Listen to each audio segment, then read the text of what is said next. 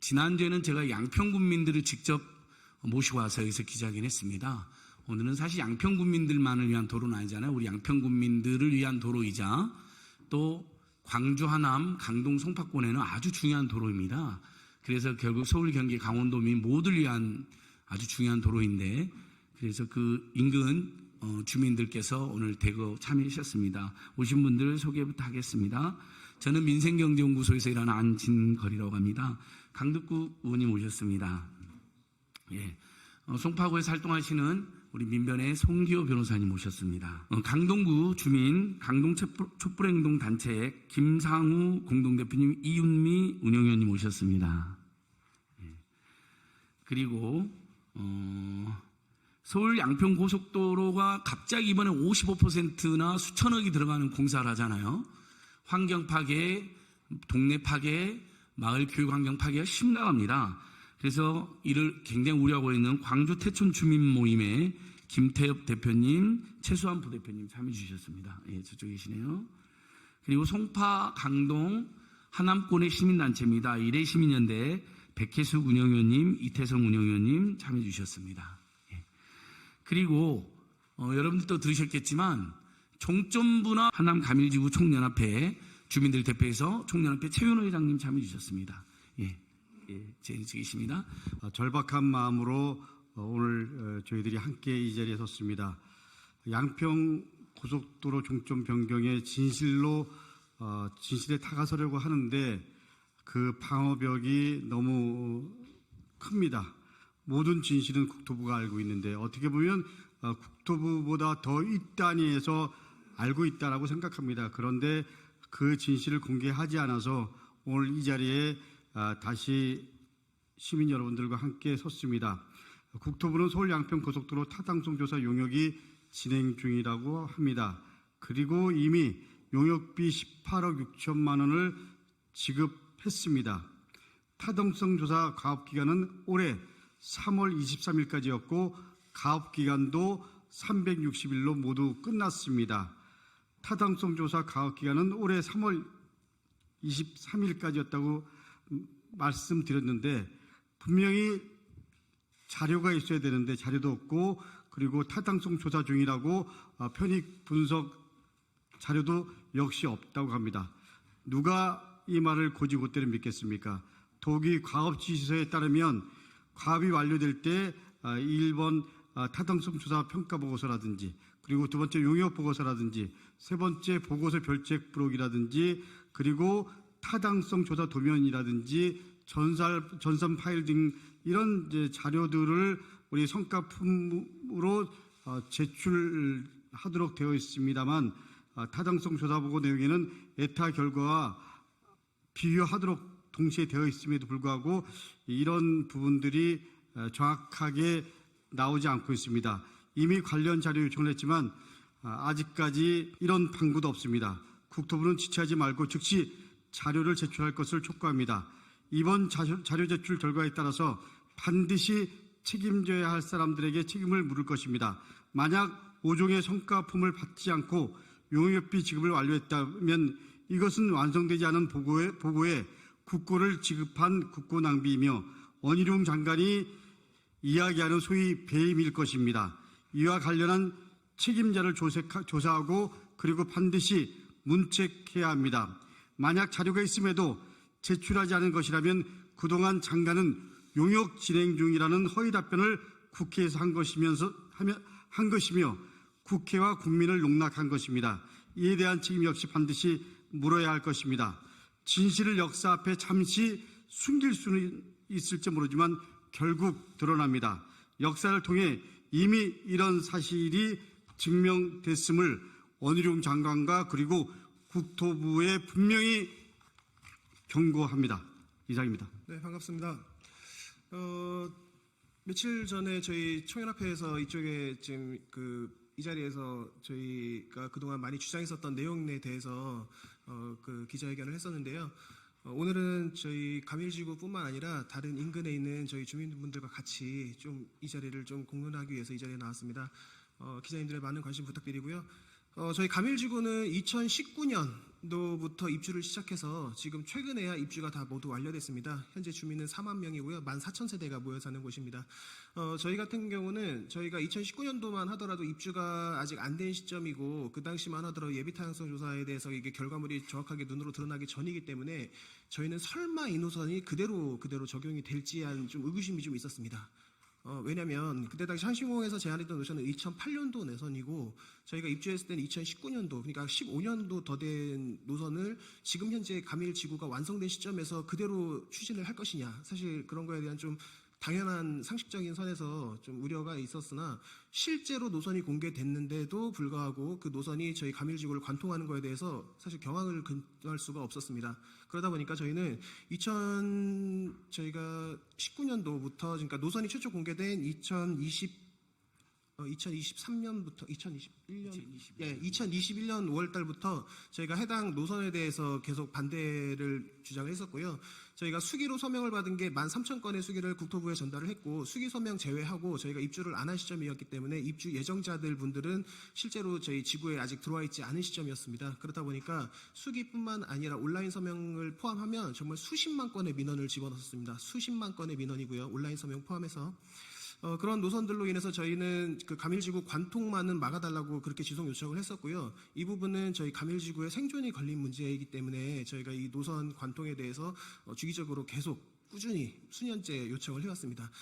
이 부분은 저희가 2021년도만 하더라도 국토부에서 있었던 많은 터널 공사로 인한 문제점들이 있었는데요. 인천의 항동터널이라던가 온수터널, 그다음에 북항터널 공사 현장 등 지하 발파 공사로 인해 인근 아파트 및 그다음에 뭐 지방균열 침하 뭐 이런 문제점들은 워낙 많았습니다. 그게 2021년도였고요.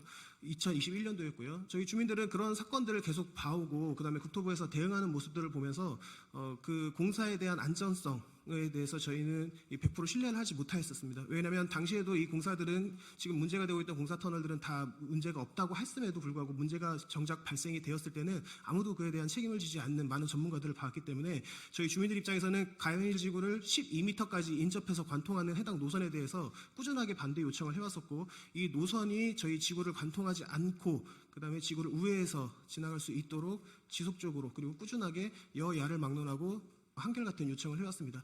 하지만 저희의 요청이 받아들여지지 않았고 종점부에 대해서 너무 쉽게 노선이 변경되는 것을 보면서 저희 주민들은 상당히 허탈감이 좀 많이 빠졌었고요.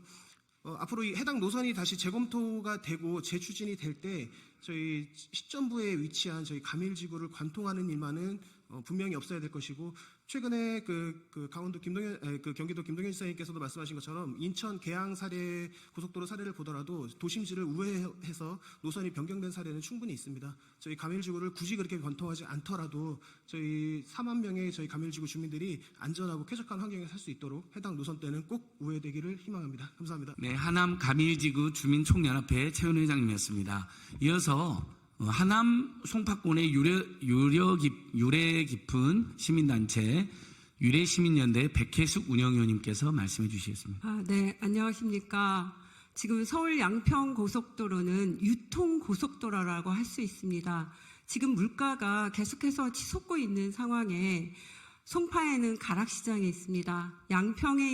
양평에서 농사짓고 있는 수많은 농민분들께서 신선한 농산물을 매일매일 가락시장으로 출하를 하고 있습니다. 가락시장으로 출하되는 농산물은 수도권 전 지역으로 확산되고 있습니다. 그러니까 우리 밥상 물가의 기본이라고 할 수 있는 이 농산물을 우리 양평에 계신 분들이 열심히 농사지어서 가락시장으로 출하를 하고 있습니다. 그래서 이 유통고속도로는 하루속히 추진이 되어야 됩니다.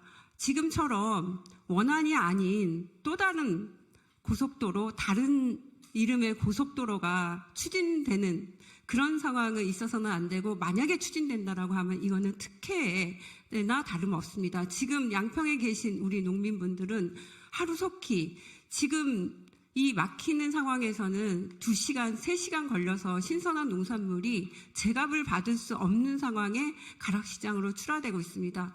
빨리 하루속히 유통고속도로가 농산물 고속도로가 추진이 돼서 우리 농민들도 그리고 농산물을 그러니까 취급하는 유통인분들 그리고 우리 서민들 밥상에도 신선한 농산물이 제값을 받을 수 있는 그런 상황이 되도록 하루속히 원안대로 추진되기를 강력하게 주장을 합니다.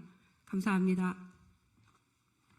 예, 백혜숙 선생님께서는 농업 농민 전문가이기 때문에 6번 고속도로 두물머리 일대 정체로 그 주민들 양평과 송파 일대 주민들만 고통을 받는 게 아니라 실제 농촌 농민들의 고통, 그다음에 그 생산물의 신선도 저하까지를 지적해 주셨습니다. 이어서 강동 촛불행동의 김상우 대표님께서 또 말씀해 주시겠습니다. 예, 반갑습니다. 강동구 주민 김상우입니다. 강동에서 그 양평, 홍천, 횡성을 갈 때는 팔당도교와 국도 6번을 지나도록 되어 있습니다. 그런데 이 팔당도교와 국도 6번은 상습적으로 정체가 심한 도로입니다. 일례로 팔당도교를 지날 때는 거기가 935m거든요. 팔당도교가. 그런데 자동차로 한 1분 거리인데 주말이라든가 공휴일 출퇴근 때는 30분 심지어 1시간씩 걸리는 교통 지옥 같은 곳입니다. 사실 이런 교통난을 해소하기 위해서 지난 정부 때부터 서울 양평 간 고속도로를 추진했던 거 아닙니까? 그러나 정부가 바뀌고 갑자기 한 50일 만에 새로운 변경안이 제시돼 가지고 이 야단법석 국민들을 너무나 혼란스럽게 만들고 있습니다. 따라서 예비 타당성 조사도 2021년도에 통과됐는데 예비 타당성 조사가 끝났다는 것은 통과됐다는 것은 우리들이 다 알다시피 경제성이라든가 효율성, 그다음에 편의성에서 가장 한목적적으로 그렇게 안이 되었기 때문에 통과되었다는 거 아닙니까? 따라서 우리 강동구 주민들은 강동구 주민들의 편리와 또 우리 양평 고속도로를 하여튼 그 원활히 우리가 가기 위해서 원안을 빨리 조속히 추진하고 또한 이 변경안이 누구에 의해서 지시되었는지 또한 어떤 목적으로 제시가 됐는지 국민적 의혹을 하루빨리 조속히 해소할 것을 촉구하는 바입니다. 감사합니다. 네, 서울 강동의 김상우 선생님이었습니다. 그다음 이제 주민분들 마지막인데요. 우리 태촌면 분들이 두 분이나 오셨습니다.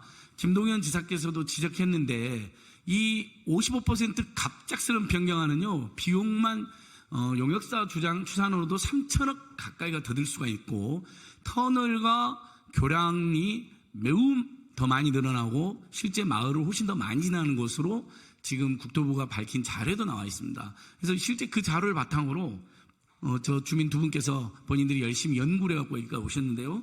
태촌 마을 주민 모임, 이 고속도로 걱정하는 주민 모임에 김태엽 대표님께서 또 부대표님께서 두 분이 나오셔서 설명 간단히 해주시면 되겠습니다. 서울 양평 고속도로를 걱정하는 태촌 주민 모임의 김태엽입니다. 서울 양평 고속도로의 구간 절반이 저희 광주시 태촌면과 남정면을 지나게 되어 있습니다.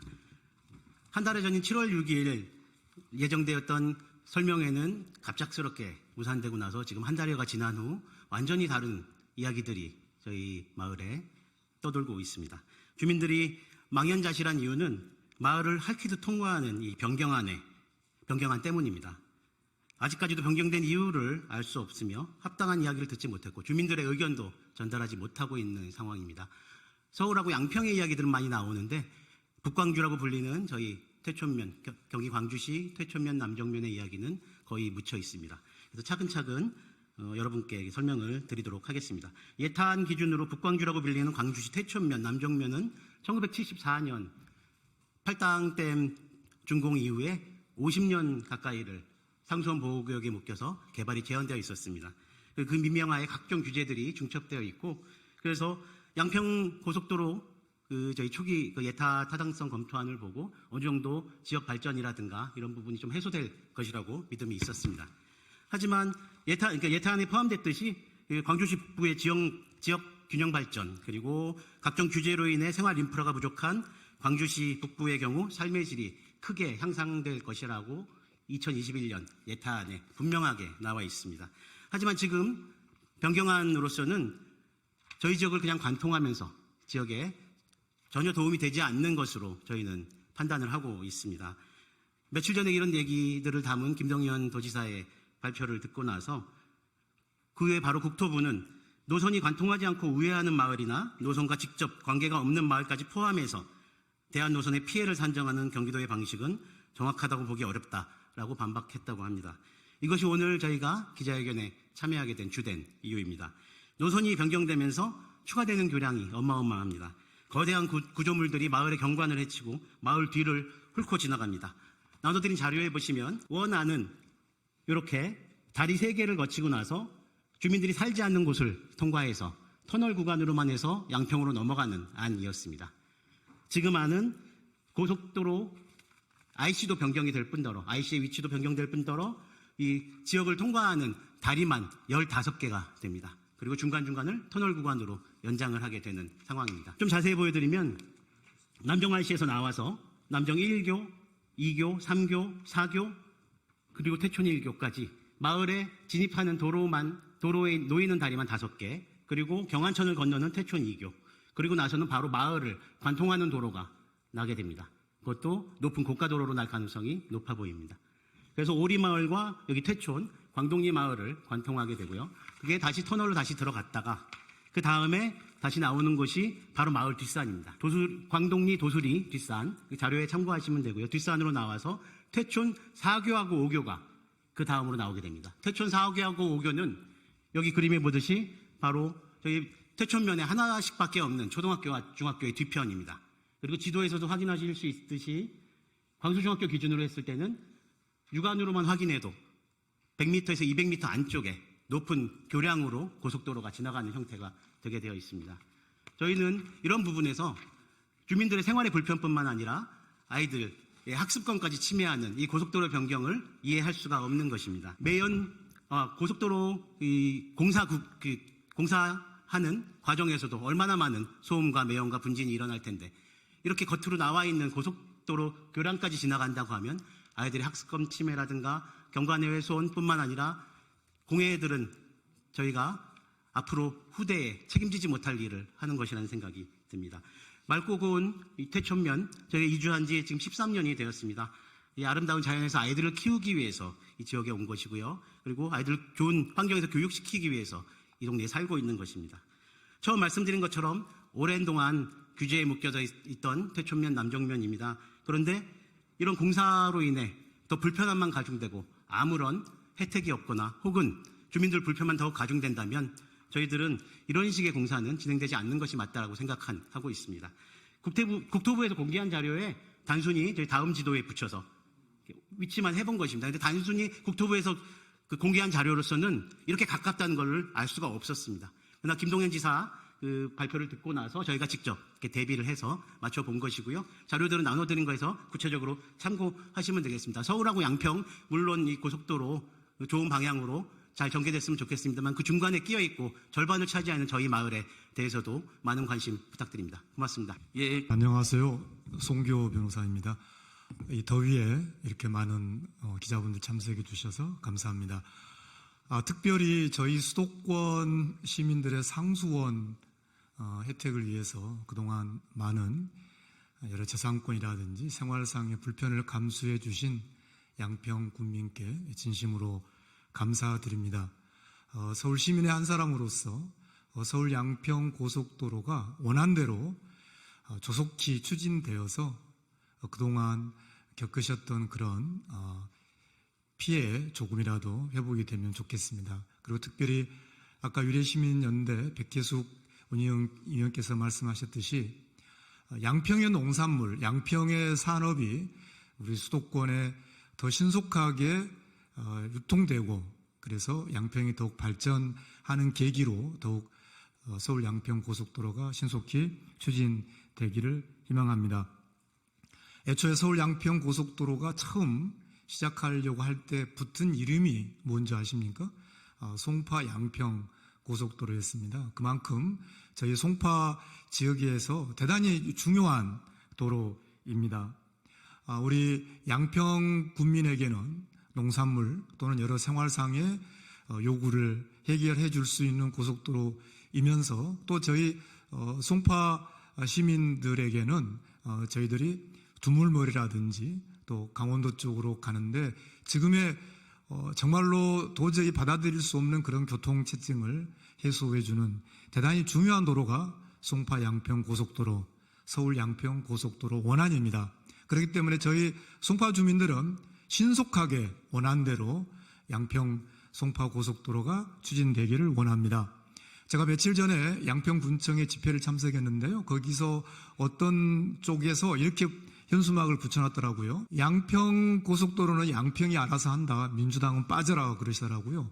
그렇지 않습니다. 이 양평 고속도로는 국가 예산이 들어가는 국책사업이고요. 또 양평 군민뿐만 아니라 송파 그리고 오늘 나오신 많은 또 강동, 광주, 하남 다 포함하는 우리 국민의 도로입니다. 따라서 저희들은 신속하게 원안대로 추진하기를 원하는 양평 군민들과 힘을 모아서 끝까지 이 문제 해결을 하기 위해서 손을 놓지 않겠습니다.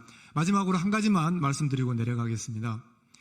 저희 송파에서 마을 버스 노선을 하나 바꾸는데도 한 1년 이상 걸리고 많은 주민들의 의견을 수렴해야 했습니다.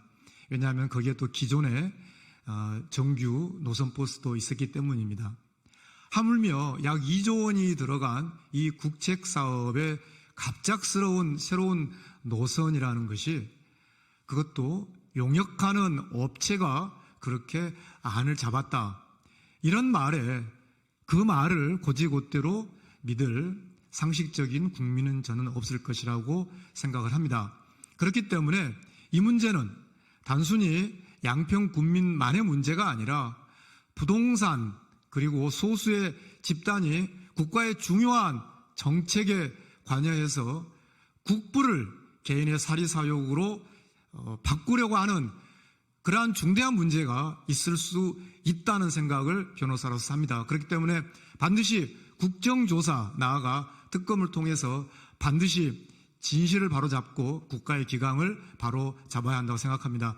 다시 한번 양평 군민께 감사드리며 저희들 끝까지 힘 모아서 함께 하겠습니다. 감사합니다. 네, 감사합니다.